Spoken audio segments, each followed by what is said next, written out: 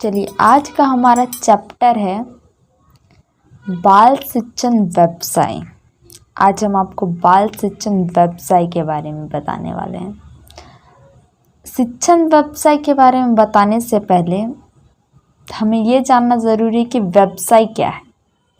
व्यवसाय का अर्थ, प्राचीन समय में व्यवसाय शब्द इतना प्रचलित नहीं था जितना कि आधुनिक समाज में प्रचलन में है। उस समय कानून, चिकित्सा आदि गिने चुने व्यवसाय ही थे, किंतु आज व्यवसाय का क्षेत्र अत्यधिक विस्तृत हो गया है। सामान्यतः व्यवसाय जीवन उपार्जन का तरीका है। यह अपने आप में एक व्यापक शब्द है। इसमें कृषि उद्योग, नौकरी, मछली पालन आदि वे सभी रोजगार सम्मिलित होते हैं जिनसे कोई मानव समूह जीवन यापन के लिए आवश्यक साधन और सुविधाएं अर्जित करता है। व्यवसाय क्या है? व्यवसाय एक जीवन उपार्जन का एक तरीका है। इससे हम लोगों को रोजगार प्राप्त होता है। तो चलिए आगे हम देखते हैं शिक्षण एक व्यवसाय। शिक्षण एक व्यवसाय कैसे है?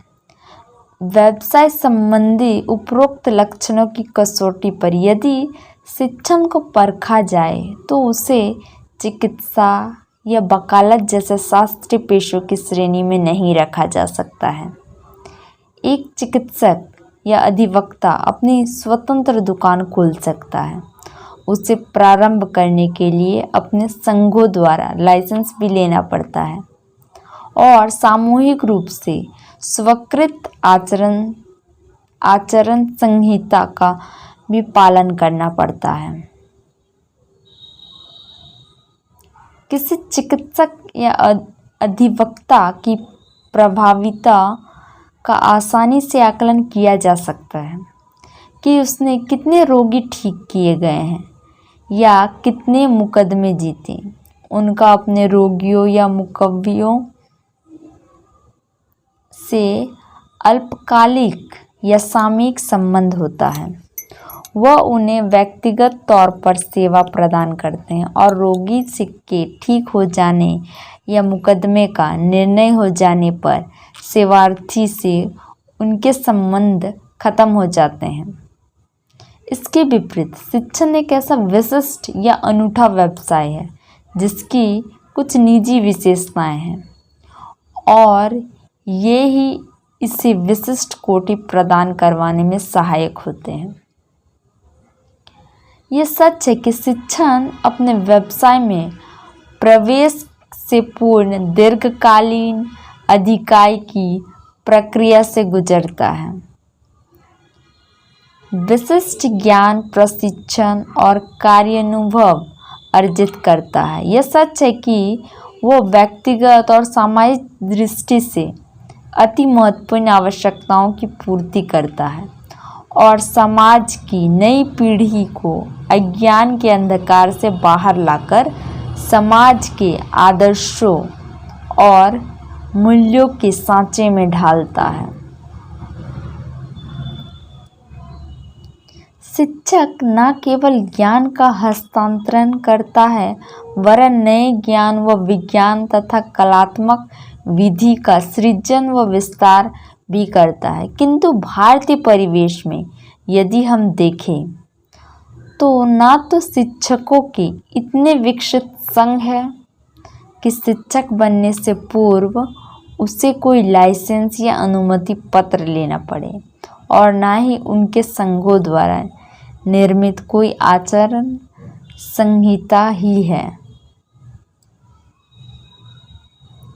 शिक्षण एक वेतनभोगी व्यवसाय समूह है जो पूर्ण निर्धारित पाठ्यक्रमों को कक्षाओं में पढ़ाता है। अध्यापन, मूल्यांकन सभी के नियम उसे बने बनाए मिलते हैं। शिक्षक शिक्षार्थियों को अलग अलग व्यक्तिगत तौर पर नहीं पढ़ाता। शिक्षण कक्षाओं में छात्रों के साथ सामूहिक तौर पर अंतःक्रिया करता है। इसी प्रकार शिक्षक के शिक्षण की गुणवत्ता का आकलन भी कठिन है, क्योंकि छात्रों की सफलता में किस शिक्षक का कितना योगदान है और स्कूल से बाहर के अन्य तत्वों जैसे अभिभावक या बड़े भाई बहन का कितना योगदान है, इसका निश्चित तौर पर आकलन किया जाना संभव नहीं है। इसी प्रकार यह भी तय नहीं किया जा सकता है कि किसी शिक्षक का अपने छात्र के समग्र विकास में कितना और कितनी दूर तक प्रभाव पड़ा। उपरोक्त के आधार पर यही निर्णय लिया जा सकता है कि शिक्षण कार्य अभी भी अर्ध व्यवसाय या प्रभाषी व्यवसाय ही है, जो व्यावसायीकरण की प्रक्रिया से गुजर रहा है। हो सकता है कि निकट भविष्य में शिक्षण की विशुद्ध व्यवसाय हो जाए। शिक्षा का निजीकरण, व्यवसायीकरण और तकनीकीकरण इसी ओर इशारा कर रहे हैं, परंतु व्यवसायीकरण के प्रभाव में भी शिक्षण के ज्ञानात्मक, भावनात्मक और क्रियात्मक पहलुओं को ध्यान में अवश्य रखना पड़ेगा। शिक्षण को एक व्यवसाय के रूप में विकसित करके उत्साह में हमें उसमें प्रतिबद्धता के अनिवार्य तत्व को विस्मृत नहीं कर देना है। शिक्षक पर विशेष सामाजिक दायित्व है। शिक्षक उस दायित्व की अनदेखी नहीं कर सकता है। शिक्षक के लिए उसके छात्र पुत्र और पुत्रियों की भांति होते हैं। उनका सर्वांगीण विकास उसका व्यवसाय है। इसलिए शिक्षक को व्यावसायिक विकास की किसी भी योजना से उसके भावनात्मक जुड़ाव को पूर्ण रूप से समाप्त नहीं किया जा सकता है। शिक्षण में व्यावसायिक दायित्व किसी भी व्यवसाय तथा वृत्ति में निर्धारित दायित्वों के प्रति समर्पण ही क्षेत्र विशेष में सफलता में सहायक हो सकता है। शिक्षण में व्यावसायिक दायित्वों के अंतर्गत ऐसी अनेक परस्पर आबद्ध चीजें हैं जो क्षेत्र विशेष में सफलता की दृष्टि से अनिवार्य हो जाती है। शिक्षक के व्यावसायिक दायित्व निम्न प्रकार के हैं। पहला है बच्चों में रुचि लेना। जिन व्यक्तियों को बच्चों से प्यार होता है वे व्यक्ति बच्चों की बातों पर क्रोधित होने की अपेक्षा उनके कामों को देखकर प्रसन्न होते हैं तथा उनकी समस्याओं को सहानुभूति से हल करते हैं। अपने व्यवहार द्वारा उसको यह सिद्ध करना चाहिए कि सचमुच में ही वे बच्चों में रुचि लेता है, उनकी सहायता करने के लिए तैयार रहता है तथा उनका शुभचिंतक है। इस प्रकार वह बच्चों के कार्यों के उद्देश्यों को जान सकता है। दूसरा है विधियों में निपुणता। यद्यपि शिक्षा देना एक कला समझी जाती है, फिर भी यह बात सत्य है कि कला का विकास विज्ञान के साधनों द्वारा ही हो सकता है। स्कूल की अध्यापन सूची के नए नए विषयों के कारण ही यह बात अवश्य हो गई है कि शिक्षक पीछे हुए समस्याग्रस्त छात्रों और मेधावी छात्रों को खोजने तथा उनके साथ उचित व्यवहार करने की योग्यता प्रदान करता है। तीसरा है मनोविज्ञान का ज्ञान। छात्रों की गतिविधियां के मार्ग प्रदर्शन और उनके कार्यों का मूल्यांकन करने के लिए शिक्षक को मनोविज्ञान का ज्ञान अत्यंत आवश्यक है।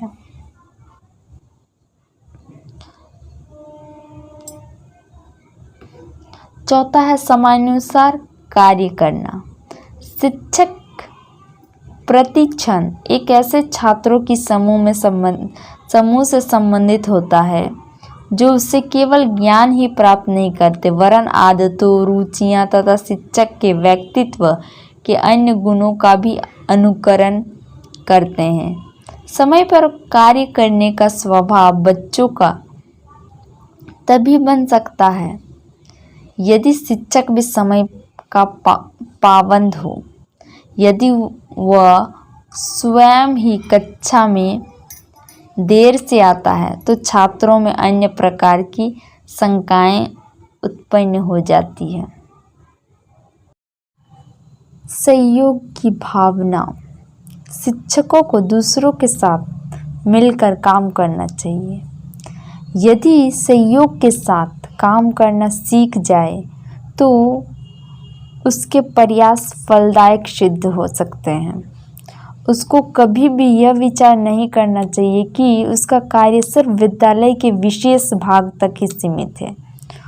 जो कुछ भी स्कूल की चार दीवारी के अंदर हो, सारा स्टाफ ही उसके लिए उत्तरदायी होता है। इसलिए विद्यालय की अच्छी परंपराएं चलाने और इसकी शान को बढ़ाने के लिए शिक्षकों को सहयोग की भावना के साथ कार्य करना चाहिए।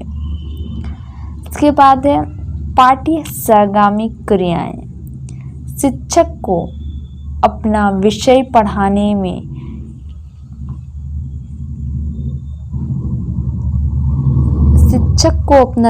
पढ़ाने में ही नहीं अपितु पाठ्य सहगामी क्रियाओं में भी दिलचस्पी होनी चाहिए। विषय के अध्ययन द्वारा केवल ज्ञान ही दिया जा सकता है जो बच्चों के लिए लाभदायक भी हो सकता है। सहगामी क्रियाएं बच्चों के व्यक्तित्व को बनाती है, आवश्यकता अनुसार उसे नए ढंग प्रदान करती है तथा उसके अंदर अच्छी आदतों को उत्पन्न करती है, जैसे प्यार, सहयोग, भावना तथा उत्तरदायित्व आदि। इसके बाद है स्व विश्लेषण। शिक्षक सदा एक छात्र होता है तथा वह सदा स्वयं को सुधारने तथा अच्छा बनाने का प्रयत्न करता है। उसे अपनी कमियों का ध्यान होना चाहिए और उनको दूर करने का प्रयास करना चाहिए। स्व विश्लेषण से शिक्षक को अपनी कमियों को जानने में सहायता मिलती है।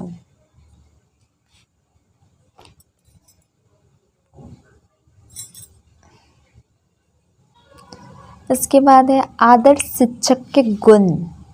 एक आदर्श शिक्षक को निम्नलिखित गुणों से संपन्न होना चाहिए। पहला है व्यावसायिक गुण। शिक्षक को उन सभी पक्षों की विस्मृत जानकारी अनिवार्य रूप से होनी चाहिए जो छात्रों की संबंध क्षमताओं के विकास में सहायक हो सकती है।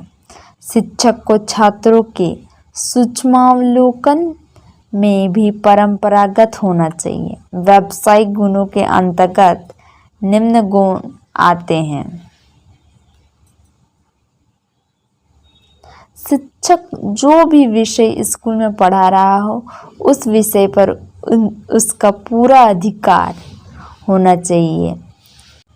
शिक्षक को अपने विषय पर यदि अधिकार नहीं होगा तो वह कक्षा में विश्वास के साथ खड़ा नहीं हो पाएगा।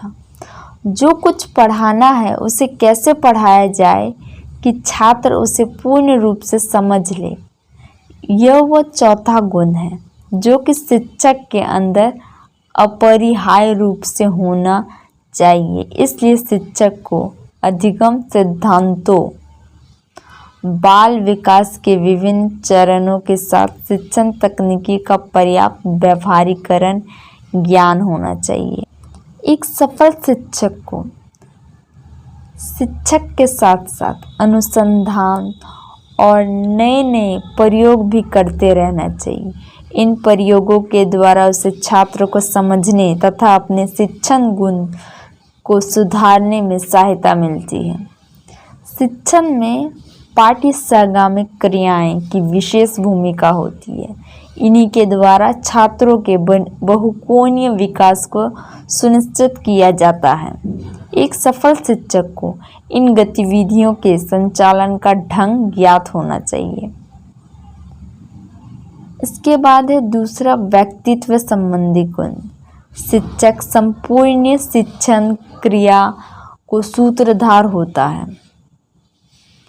छात्रों पर उसका बहुत प्रभाव पड़ता है। अतः छात्रों की पढ़ाई के साथ साथ उनके चरित्र पर भी अनुकूल प्रभाव डालने के लिए शिक्षक को निम्न गुणों का होना आवश्यक है, जैसे आत्मविश्वास, सहानुभूतिपूर्ण व्यवहार, उत्साह और आशावादिता, स्फूर्ति और उल्लास, नेतृत्व की क्षमता, सदाचारी, अभिव्यक्ति की शक्ति, प्रसन्नचित्त, धैर्य और लगन, न्याय और निष्पक्षता, अच्छा स्वास्थ्य, कच्चा शिष्टाचार, अध्ययनशील,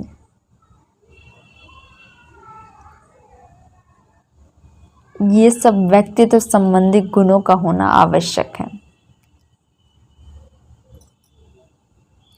इसके बाद है मानवीय गुण।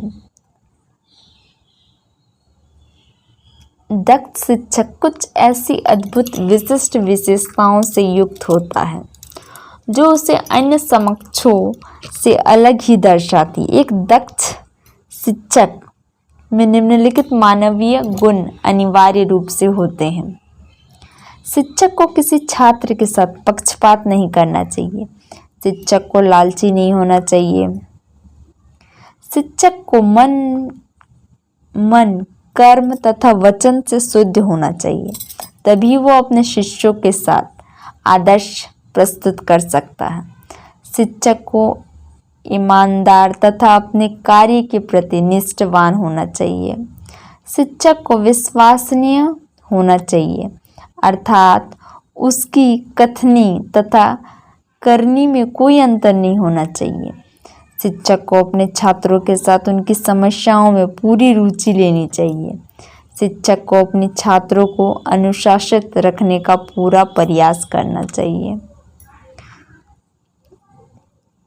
ये सब है मानवीय गुण।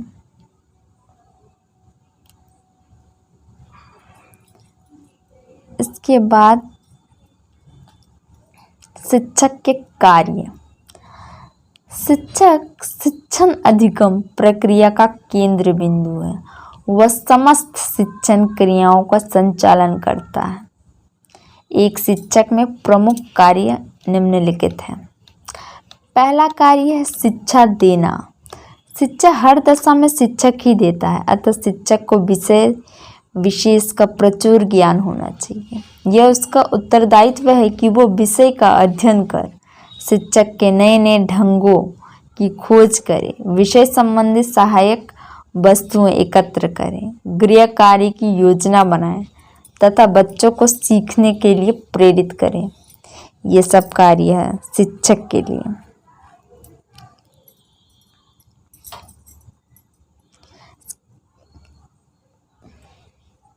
इसके बाद संगठन करना। शिक्षक को पाठ्यक्रम तथा सहगामी क्रियाओं का संगठन करना चाहिए तथा छात्रों के लिए निर्देशन और पुस्तकालय के लिए के कार्य का प्रबंध करना चाहिए। उसको उत्सवों का प्रबंध करना चाहिए। शिक्षा की स्थितियों, परीक्षाओं तथा अन्य महत्वपूर्ण क्रियाओं का ध्यान रखना चाहिए।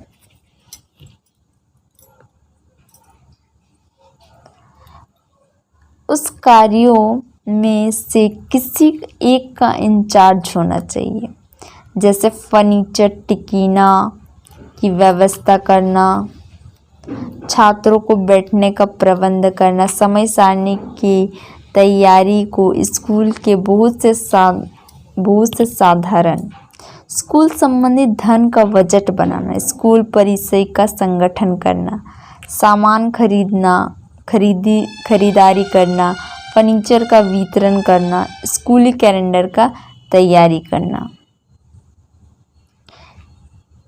इसके बाद है निरीक्षण करना।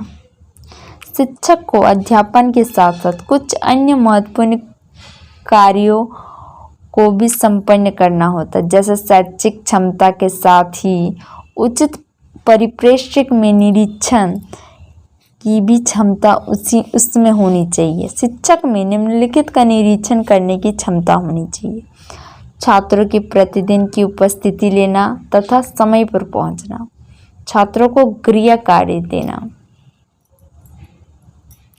छात्रों से खेल करवाना या शरीर पर जोर डालने वाला कार्य करवाना, छात्रावास का व्यवस्थापन, श्रेणी का दैनिक कार्य जैसे छात्रों के लिखित कार्य तथा पढ़ाने के कार्य में निरीक्षण करना, प्रयोगशाला, वर्कशॉप या फॉर्म में किया हुआ हस्त कार्य, विद्यालय में अनुशासन व्यवस्था बनाना, छात्र सहगामी क्रियाओं का निरीक्षण करना। इसके बाद है शिक्षण में व्यावसायिक नैतिकता। व्यावसायिक नैतिकता अच्छे व्यावसायिक व्यवहारों पर शोध है और संभावित रूप से संदिग्ध विषयों पर काम करती है, जिसमें व्यवसाय प्रशासन, अंदरूनी विनियम, भुगतान, तलाक, कॉर्पोरेट सामाजिक दायित्व और प्रशासनिक जिम्मेदारियां शामिल है। कानून ने हमेशा व्यवसाय प्रबंधन को विनियमित किया है, लेकिन कई बार व्यावसायिक नैतिकता एक महत्वपूर्ण नियम प्रदान करती है, जिसे संगठन सार्वजनिक स्वीकृति प्राप्त करने के लिए लागू करना चुन सकते हैं। इसके बाद किसी भी व्यवसाय तथा वृत्ति की प्रतिष्ठा, गौरव तथा सम्मान इस बात पर निर्भर करता है कि उस व्यवसाय में कार्यरत व्यक्ति व्यवसाय के दायित्वों के प्रति कितना जागरूक है तथा अपने कर्तव्य पालन में कितनी निष्ठा रखता है। इसी प्रकार शिक्षक को शिक्षण व्यवसाय के महत्व को भी समझना चाहिए। इस व्यवसाय के महत्व के ही कारण शिक्षक राष्ट्र निर्माता कहलाता है। क्या कहलाता है? राष्ट्र निर्माता। शिक्षक को व्यावसायिक योग्यता, इसकी व्यावसायिक योग्यता, शिक्षक को व्यावसायिक प्रशिक्षण में भी प्रशिक्षित होना चाहिए। पर्याप्त प्रशिक्षण के अभाव में शिक्षक शिक्षण संस्थान की कठिनाइयों को हल करते समय अनेक गलतियां करेगा। यदि वह प्रशिक्षित होगा तो सहज भाव से किसी भी श्रेणी को संभाल लेगा। साथ ही शिक्षण में कुछ अन्य महत्वपूर्ण योग्यता भी होनी चाहिए जो प्रभावी शिक्षण के लिए अत्यंत आवश्यक। इनका विवरण निम्न प्रकार के हैं। देखिए, पहला है शिक्षण की क्षमता। शिक्षक के लिए यह अनिवार्य रूप से आवश्यक है कि उसे विषय विशेष का पूर्ण ज्ञान हो। यदि उसका विशेष ज्ञान अपर्याप्त, अधूरा या छिल्ला होगा तो वो अपने छात्रों को विश्वसनीयता प्राप्त नहीं कर सकेगा। शिक्षक की क्षमता क्या है? उसे विषय वस्तु का पूर्ण ज्ञान होना चाहिए, यानी कि पूरा ज्ञान होना चाहिए, आधा अधूरा ज्ञान नहीं होना चाहिए। शिक्षक यदि विषय वस्तु पर पूर्ण अधिकार नहीं होगा तो वह धैर्य तथा आत्मविश्वास के साथ शिक्षण कार्य नहीं कर पाएगा। विषय वस्तु की अधूरी जानकारी की दशा में शिक्षक के मन में सदैव भय बना रहेगा कि कहीं वो कोई गलती ना हो जाए। वर्तमान में बदलती हुई परिस्थितियों में पाठ्यक्रम में परिवर्तन तथा संवर्धन के साथ साथ शिक्षक को अपनी योग्यताओं तथा ज्ञान को उच्च स्तरीय बनाए रखने का प्रयास करना चाहिए। इसके बाद है विषय के प्रस्तुतिकरण का ढंग। प्रकरण, संप्रत्यय, सूत्र या नियम आदि को शिक्षण के दौरान छात्रों को पूर्ण तर्क वितर्क विश्लेषण के साथ ही शिक्षक को प्रस्तुत करना चाहिए। समस्या के प्रत्येक पद को तार्किक या क्रमबद्ध ढंग से छात्रों के समक्ष प्रस्तुत करना चाहिए। शिक्षक को छात्रों की प्रकृति को समझने तथा शिक्षण कार्य के ढंग से भलीभांति परिचित होना चाहिए। अब शिक्षण के विभिन्न विधियों का ज्ञान। एक आदर्श क्षमतावान शिक्षक की सबसे बड़ी विशेषता विषय वस्तु के साथ साथ शिक्षण की उत्तम तथा प्रभावशाली विधियों की पर्याप्त जानकारी होना भी है। प्रभावशाली शिक्षण के लिए यह आवश्यक है कि शिक्षक को शिक्षण के उद्देश्य एवं प्राप्त उद्देश्य को भी स्पष्ट जानकारी हो, क्योंकि उनके उद्देश्यों के संदर्भ में ही शिक्षण अधिगम परिस्थितियों तथा शिक्षण विधियों का चयन किया जा सकता है। पाठ्यक्रम में विविधता तथा अमूर्तता होने के कारण शिक्षक का कार्य और कठिन हो जाता है। ऐसी परिस्थितियों में शिक्षक को शिक्षण की प्रभावी विधियों, अनुसंधान, प्रयोगशाला, व्याख्यान, प्रदर्शन, प्रयोजना आदि का प्रयोग करना चाहिए, जिससे छात्रों को करके सीखने का भरपूर अवसर मिल सके तथा उनके द्वारा सीखा गया ज्ञान अधिक स्थायी हो सके। अतः छात्रों की व्यक्तिगत भिन्नताओं, रुचियों तथा आवश्यकताओं में योग्यताओं के अनुसार उपयुक्त शिक्षण विधियों का चयन करना चाहिए। प्रत्येक छात्र की पढ़ने, लिखने, समझौते तथा कार्य करने की गति व क्षमता अलग अलग होती है। अतः एक शिक्षक के लिए यह आवश्यक हो जाता है कि वह छात्रों को इन विशेषताओं के अनुरूप छात्रों की व्यक्तिगत भिन्नताओं को समझे और उसके अनुरूप शिक्षण कार्य करें। जब तक शिक्षण छात्रों की व्यक्तिगत भिन्नताओं के अनुसार शिक्षण की व्यवस्था नहीं करता, तब तक वह सफल शिक्षक नहीं हो पाता। अतः एक शिक्षक के लिए मनोविज्ञान का व्यावहारिक ज्ञान आवश्यक है, तभी वह छात्रों की व्यक्तिगत भिन्नताओं, रुचियों, योग्यताओं तथा क्षमताओं को समझकर उनका उचित रूप से मार्गदर्शन कर सकता है। प्रत्येक छात्र की पढ़ने, लिखने, समझने तथा कार्य करने की गति व क्षमता अलग अलग होती है। अतः एक शिक्षक के लिए आवश्यक हो जाता है कि वो छात्रों को कि इन विशेषताओं के अनुरूप छात्रों की व्यक्तिगत भिन्नताओं को समझे और उसके अनुरूप शिक्षण कार्य कर सके। जब तक शिक्षक छात्रों की व्यक्तिगत भिन्नताओं के अनुसार शिक्षण की व्यवस्था नहीं करता, तब तक वह एक सफल शिक्षक नहीं हो पाता। अतः एक शिक्षक के लिए मनोविज्ञान का व्यावहारिक ज्ञान आवश्यक है, तब ही वह छात्रों की व्यक्तिगत भिन्नताओं, रुचियों, योग्यताओं तथा क्षमताओं को समझकर उनका उचित रूप से मार्गदर्शन कर सकता है। शिक्षक की योग्यता, उत्तरदायित्व तथा क्षमता के प्रति अभिरुचि। मार्गदर्शन शिक्षक को छात्र की आयु, योग्यता, बुद्धिमत्ता तथा रुचि के अनुसार विषय चुनने के लिए सहायता करनी चाहिए। उसे छात्रों के भविष्य के लिए भी मार्गदर्शन करना चाहिए। निम्न बुद्धिलिपि स्तर वाले तथा पढ़ाई में कमजोर छात्रों के लिए भी मनोवैज्ञानिक ढंग के आधार पर प्रदर्शन करना चाहिए। प्रतिभा संपन्न छात्रों का विकास। कक्षा में अधिकांशतः सामान्य बुद्धिलब्धि स्तर वाले छात्र होते हैं। कई पिछड़े हुए होते हैं तो कई प्रतिभाशाली होते हैं।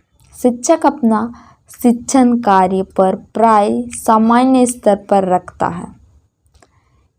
इससे सामान्य छात्रों को तो लाभ होता ही है, पिछड़े हुए छात्र भी कुछ ज़्यादा ध्यान देने और बार बार अभ्यास कार्य करते रहने से सामान्य छात्रों के साथ कदम से कदम मिला लेते हैं, किंतु सामान्य शिक्षण कार्य तीव्र बुद्धिलब्धि वाले छात्रों को पर्याप्त रूप से लाभान्वित नहीं कर सकता। ऐसे छात्रों की संख्या बहुत कम होती है। ऐसे छात्र अपनी मौन प्रवृत्ति के कारण या तो पहचानने नहीं जाते या शिक्षक की उपेक्षा का शिकार हो जाते हैं।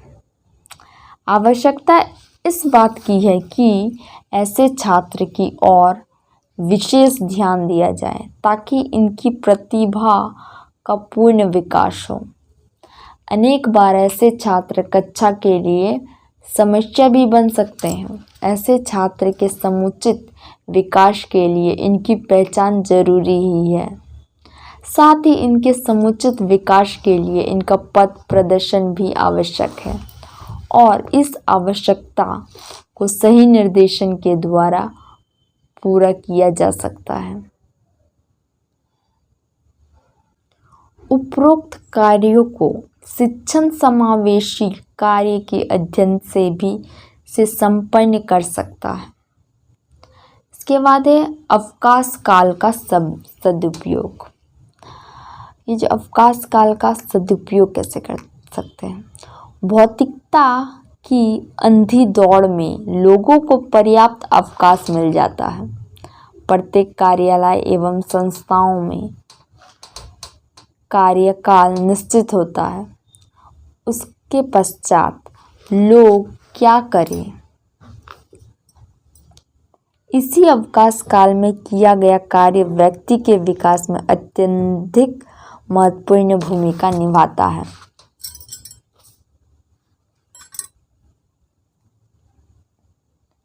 इसी काल में व्यक्ति रुचिपूर्ण कार्यों को करके अपने व्यक्तित्व को रचनात्मक विकास की ओर अग्रसर कर सकता है। अधिकांश व्यक्तियों को अपनी रुचियों, अभिरुचियों तथा आंतरिक क्षमताओं का ज्ञान नहीं होता है। फलस्वरूप वे अपना अवकाश काल व्यर्थ की बातों में बिता देते हैं, सामाजिक कार्यों में अधिक रुचि लेने लगते हैं। यदि स्कूल स्तर पर निर्देशन एवं मार्गदर्शन की सुव्यवस्था हो तो छात्रों को उनकी रुचियों तथा अभिरुचियों का ज्ञान करा उन्हें अवकाश काल का सदुपयोग की ओर अग्रसर किया जा सकता है। इसलिए अवकाश काल का सदुपयोग के लिए स्कूल में निर्देशन तथा परामर्श की सुव्यवस्था आवश्यक है। इसके बाद है आयोजना। शिक्षक को पाठ्यक्रम के अनुरूप शिक्षण की व्यवस्था अपनी सुगमता से करनी चाहिए। उसे पाठ्यक्रम को महीनों तथा हफ्तों में बांटकर पढ़ाना होता है। शिक्षक को श्रव्य दृश्य साधनों और शिक्षण विधियों का प्रयोग करने की व्यवस्था करनी चाहिए ताकि वो पढ़ाते समय उनको ठीक ढंग से प्रयोग में ला सके। शिक्षक को पाठ्यक्रियाओं का संगठन करने की व्यवस्था पूरे वर्ष के लिए करनी चाहिए। यदि चेकलिस्ट बनाए तो शिक्षक उनमें निम्न बातें सम्मिलित कर सकते हैं। छात्रों के कार्य का निरीक्षण, अभिलेख रखना, छात्रों का विषय चुनाव संबंधी नेतृत्व करना, पदार्थक सहायता एकत्र करना, गृह कार्य देखना, उत्सव तथा पर्व आयोजित करना, श्रेणी के कमरे में पढ़ाई, छात्रों की सफलता की परीक्षा लेने तथा मूल्यांकन करना, विशेष विषय के बारे में गहरी विद्या प्राप्त करना, क्रियाओं का संगठन करना, अध्ययन सूची, पाठ्यक्रम तथा पाठ संबंधी योजना तैयार करना, अनुशासन बनाए रखना। संतोषप्रद समायोजन। व्यक्तित्व के विकास के लिए संतोषप्रद समायोजन अत्यधिक आवश्यक है। स्कूल के और परिवार के वातावरण को लेकर जीवन की विभिन्न परिस्थितियों में व्यक्ति को समायोजन की समस्याओं का सामना करना ही होता है। यदि व्यक्ति को अपनी मानसिक तथा बौद्धिक क्षमताओं की पहचान हो तथा वो निरंतर परिवर्तित होती स्थितियों में कार्य तत्वों एवं कारणों को समझ सके तो वह उसकी समायोजन की समस्या इतनी विकट सिद्ध नहीं होगी और उनका व्यक्तित्व निरंतर विकास की ओर अग्रसर रहेगा। शिक्षक का यही उत्तरदायित्व है कि वह अपने आप को आसपास के वातावरण तथा परिवर्तनशील स्थितियों को समझने के लिए छात्रों के लिए निर्देशन तथा मार्गदर्शन की समुचित व्यवस्था करें। मूल्यांकन तथा अभिलेखन रखना। मूल्यांकन का अर्थ काफ़ी विस्तार वाला है, जिसमें छात्र के सारे व्यक्तित्व का अनुमान लगाया जाता है। ये ऐसी परीक्षाओं से काफ़ी अलग है जिसमें केवल छात्रों के पढ़ाई संबंधी ज्ञान की परीक्षा ली जाती है। छात्रों को मूल्यांकन के भिन्न भिन्न ढंगों का पता होना चाहिए। मूल्यांकन के परिणामों का पूरा अभिलेख भी रखना चाहिए। इस प्रकार शिक्षक को छात्रों के बारे में, उनकी रुचियों, भावनाओं तथा सफलता का काफ़ी ज्ञान हो जाता है। इसके आधार पर ही वो छात्रों को लाभदायक तथा आवश्यक निर्देशन देने के योग्य हो जाता है। शिक्षक और स्कूल में कई अन्य अभिलेख भी रखने चाहिए, जैसे प्रवेश तथा स्कूल छोड़ने का रजिस्टर, क्रियाओं संबंधी रजिस्टर, छात्रों की उपस्थिति का रजिस्टर, मूल्यांकन का रजिस्टर, कार्यालय के अन्य रजिस्टर। चलिए आज का वीडियो में इतना ही। अगर आपको हमारा वीडियो अच्छा लगे तो प्लीज़ लाइक एंड सब्सक्राइब ज़रूर कीजिएगा। Thank you.